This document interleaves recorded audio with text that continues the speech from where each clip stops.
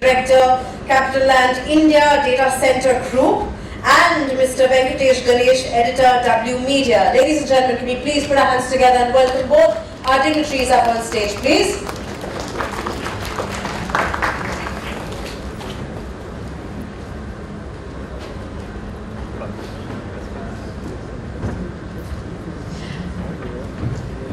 You know, ladies and gentlemen, there is a saying in Hindi, and I'm going to use Hindi here. It's called "Taaliyon mein kanjoosi nahi karte." Come on, we can't be misers without appreciation. Can we? All right, over to you, sir. Thanks, Deepa, for the introduction, and good to see everybody and a full house, and nice to see people actively engaging. So today we have this fireside chat basically about data centers and how it enables India's ecosystem, how it is acting as an ecosystem for India going forward. And I have with me Surajit, who has immense experience and who has also seen the growth of data centers over the last couple of decades, and who's in a very good position to sort of do justice to this whole agenda of where data centers can play a critical role in when it comes to India's digital ecosystem. Let me jump right in, Surajit, and start out with what's your view? How is India evolving in terms of demand for data centers? If you could just start out with that. Thank you, and thank you, W.Media, thank you, Venkatesh, and good morning to all. I think a very pertinent question to start with. I think last 5 years, we are witnessing a rampant growth in this asset class. We went through the COVID days, and we also saw that a lot of enterprises have been struggling typically to manage the captive setups. Be it, in terms of infrastructure, be it in terms of power and other necessary things. So I think with COVID, with the global digitization and India specifically focusing on digitization in terms of data push, the government initiatives in terms of state policies on the DC. It is very heartening also to see that data center has got an infrastructure status in the budget, which means that it has got the attention of the necessity in terms of the key stakeholders. That has infused a lot of investment into the country. In the last 3 years, as what figure says, roughly about 4 billion has been invested into this asset class. And another about 4 billion is likely to be pegged for the next 2 to 3 years. This is spreading across all cities. We are seeing huge investments being done by global players.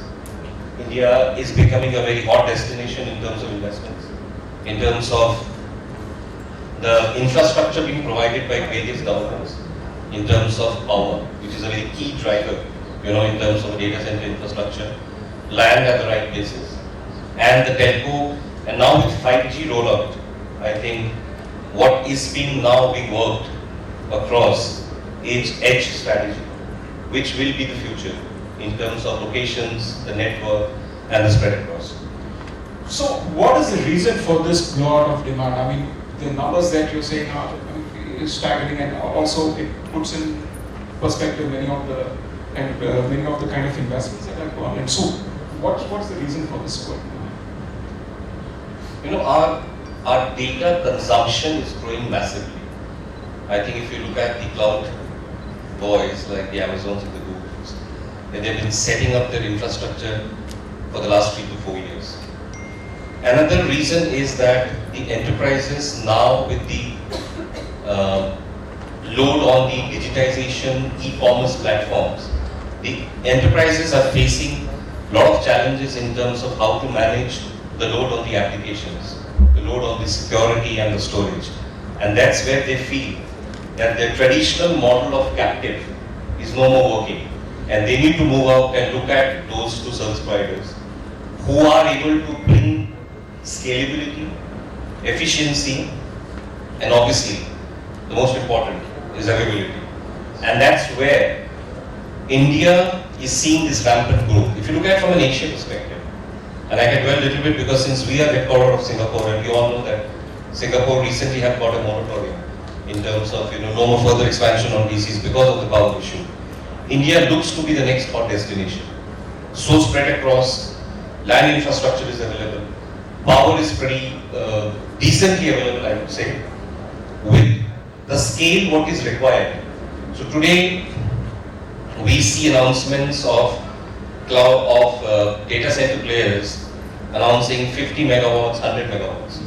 Now this sounds very nice, but when you go on the ground to build this, the challenges are very different. But I think what we are witnessing as a service provider in the country is that state governments have been very supportive in ensuring that power is available, land is available, and depending upon your requirement, you are able to build that necessary scalability into your business model. Which sort of brings me to the next point then. What role does CapitaLand play in terms of the whole India's economy and when it comes to digitization and the whole data center space? How do you see your role? So CapitaLand presence has been in India for almost 2 decades. We are Asia's largest real estate development and management fund across all asset classes. In India, we were already present through our IT business parks and our warehousing logistics, models. Data center was a very logical addition. I think we are very clear what we are trying to bring in is scale. What we are trying to bring in is network and resiliency along with focus on green in terms of closer to our customers. Whether it is a business park, whether it is a warehousing logistic model or a data center. Incidentally, few of our assets are within the IT parks, which brings a lot of blend into a hybrid strategy in terms of security, infrastructure, and the necessary growth and speed to market. That's also very critical. Is that something that was consciously part of the strategy? Yes, it was conscious part of the strategy because we were already present in 23 locations across the country. We own land, we had the customer connect. It was only how do we build in that model into the existing so that we can be speed to market to ever offer, more options to our clients. I was also keen to get your insights into what are the key challenges that you see in the Indian data center market space. I mean, so far you highlighted many of the and the growth and the investments all seem to drive towards that. But if we have to really sort of push the envelope, so to speak, when it comes to being a data center hub, what sort of challenges do you see? How do you see any such challenges? A lot to be quoted, I must say here, but I think we still need to be more, we keep hearing from government and various sources that it has to be a one-window system where all the approvals, all the necessary due diligences, so that is consuming a lot of time. Today, if you want to own a land in any part of the country, and in terms of all approvals and everything, it takes about a year's time. The construction time on any model, whether it is cast in situ or steel, will take away about 18 to 22 months, right? So roughly 2.5 years is gone. Now that's a big time. I think we have to find ways and mechanism how to reduce this timeline, because, and I think industry folks will agree to this point that there has been always a challenge between demand and supply.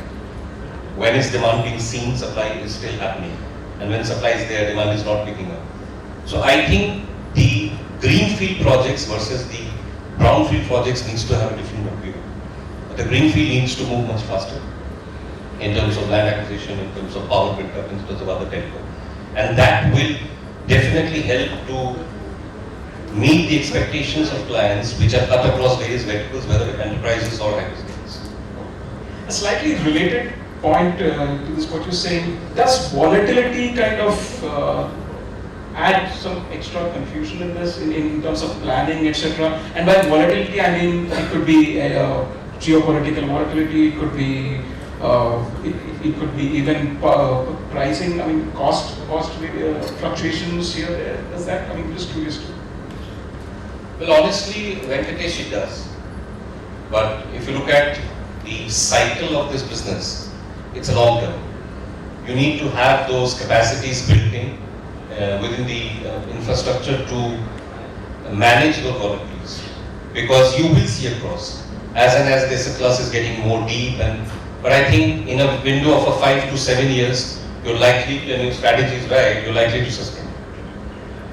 Which also kind of, if you could throw some light, I mean, it brings me to the next point, as to how CapitaLand is shaping its approach in a market that is expanding rapidly. Is that, what I'm trying to understand is that something different from, say, a place where the demand is fairly stable or maybe even predictable in many which ways? Is that market different, or here it's growing so rapidly, so the kind of expectations, the kind of planning, is it different? It's slightly different from India perspective. I think we're very hybrid in nature. We're trying to address to large requirements specifically. So we are present across those locations where we feel that the market is there. And CapitaLand as a DNA, we do a lot of in-depth study before we enter the market. That study evolves in terms of demand, supply, kind of customers, what is the trend we can see, what is the cloud adoption, what is the infra penetration, so on and so forth. So with that report, it gives us a fair bit of idea that when we invest, we see the window of the next 5 to 7 years. What in the process we are bringing is, as I said earlier, we're bringing scale, we're bringing large flexibility and efficiency into the design. So be it a hyperscaler or be it a large enterprise, we have today in our design built in lot of build to suit kind of an option, which is more of customized, which is opening a lot of conversations for us at this time to our prospective clients, and also keeping in mind that these definite clients 2 years down the line, they will also look at scalability and how we will address that, which is always a challenge to the industry. Those are the key areas which help us to build a strategy. I come to one of the earlier points you made, Surajit, especially when you spoke about the data, surge in demand for data and the data consumption. What are the direct impacts of CapitaLand's investment in India's whole digitization strategy? I mean, with the kind of digitization happening across the board, are there any direct impacts that CapitaLand sees? I think yes, definitely. I think our investment is quite committed into India. We take a long haul story of at least 10 years into each asset class, and we do the deep down study. But I think the whole idea is India is a very key market for CapitaLand, and these investments are done upfront, which means that the vision is long term, the focus is very clear. We have studied what we want to do, and possibly we have the holding power, because as you rightly said, there will be volatility, there will be ups and downs. You need to have that holding power. But to answer your question, we have a very long-term approach to the strategy. Which brings me to the next point also. What values does CapitaLand look at, especially, and which it feels is key for its future growth? I think as a group, we are very, very focused on our engineering skill set, our scalability models, and now we are very, very also sensitive to the sustainability. We have an internal mandate by 2030 to be net zero. I think globally, CapitaLand is present today in 40 countries across all asset class, and we are not only managing a consumer portfolio, we also have a very large industrial portfolio now. I think from a group perspective, we are very focused in terms of long-term investment, in terms of new technology, adoption of that technology, and keeping in par with the environmental needs. I think that's very, very key, which is driving from a corporate perspective. Fascinating.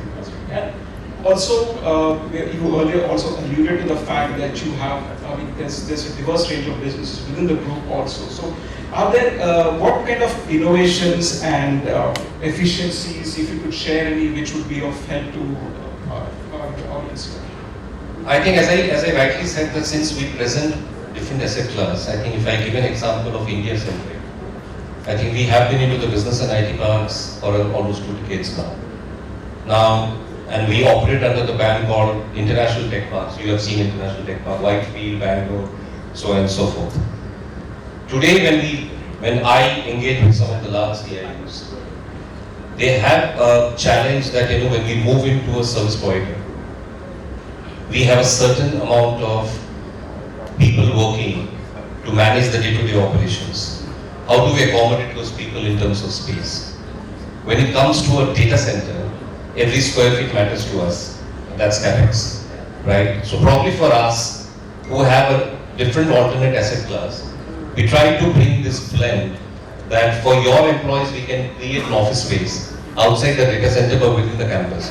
Now that's exciting for them because they are able to manage it much more efficient and able to see those transactions. So I think these small things are making a little bit of difference. In terms of efficiency and design, data center will look very different from a business model.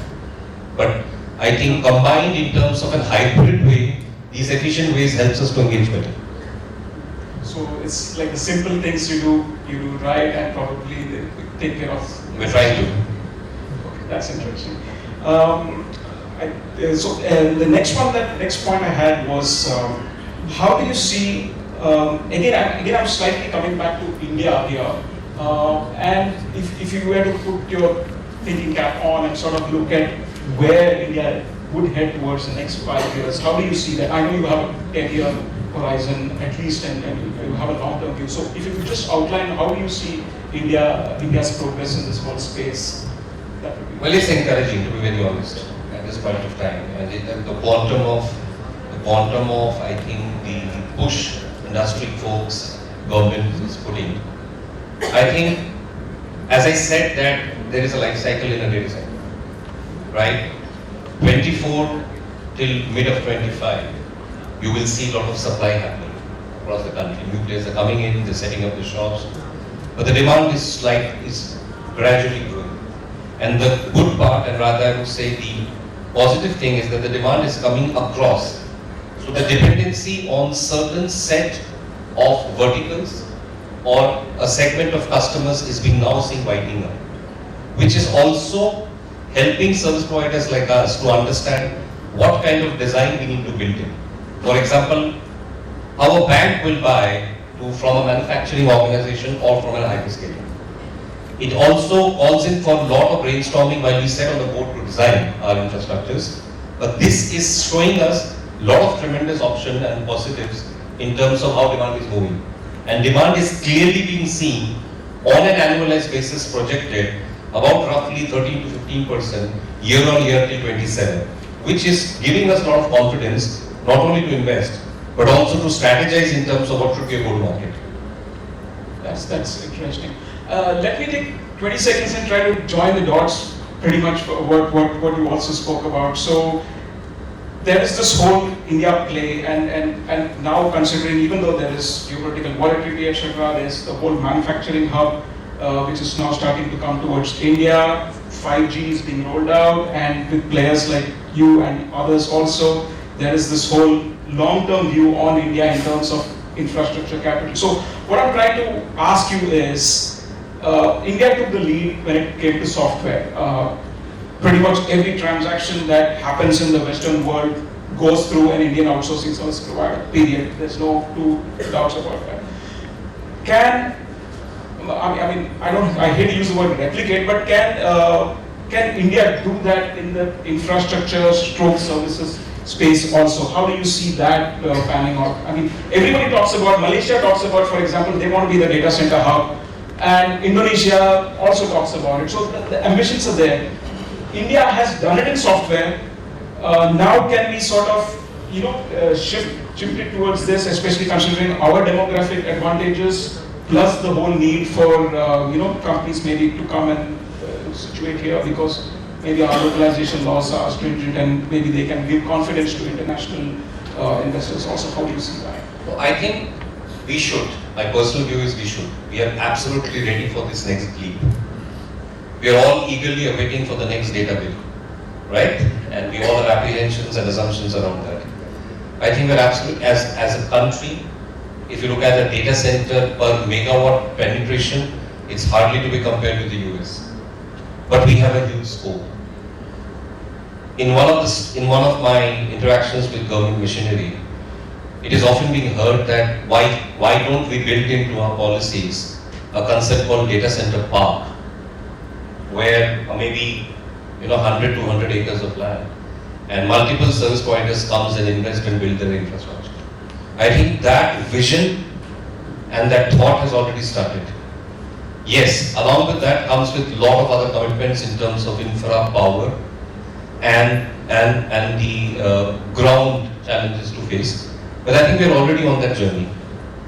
And I would not be very surprised in the next 2 to 5 years, we will be seeing more infrastructures building, large capacities building, and lot of focus being, from an Asia perspective, being shifted to India. If we look around Singapore, China, we all know around China currently there's challenges. Countries like Indonesia, Malaysia and all. India brings large capability to build infrastructures because of obviously a demographic advantage. I think we should not only do it, we should take advantage of it, and the time is right now. I think thoughts and actions have started on it, and I'm sure we'll see actions in the next years to come. And can we also take lead in sustainability now that renewable power seems to be India's, we seem to be on track and probably to achieve 175 gigawatt by 2023 overall targets? I think it is given, Venkatesh. I think across sectors we are seeing sustainability being very keen. CapitaLand investing is already started to invest captive plants into this space. We've done it in Chennai, we're now looking at Mumbai. So I think green power will drive the future of DCs in times to come. And that's how we look at it. I think we've just managed to hit it on time, so I'll open the floor up for questions. So, unfortunately, in the interest of time, we'll not be able to take questions here. Any questions? Mr. Chatterjee is here, and I think he'll be more than happy to address them offline, if I may say so. So, can we take one? One? Can we take one? All right, just one.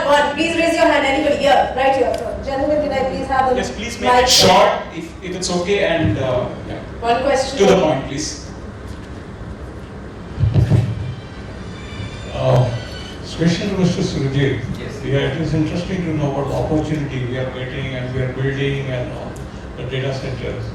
But another question is where all the hyperscalers and those should also invest to run the workloads here, because if I have a building but nobody to stay, it is going to be again my investment which is going to get waste. So do you see any such kind of opportunity which are, or any trend which is happening where company, and also that requires the policy from government to attract that kind of workload? Because if we have restrictions of data compliance, probably that will again kill. So any view on that? It's a very valid question. I think it's right now in a debatable format, I would say. There are two ends to it who have different views. I mean, probably at this stage I will not be very, very clear to comment on it, but I think on those lines thoughts are there. People are talking on those lines, and I would say work is in progress. I think you will be able to see in next couple of orders some notifications, amendments around this also. Makes sense, because that's very important. And that's been quite recorded.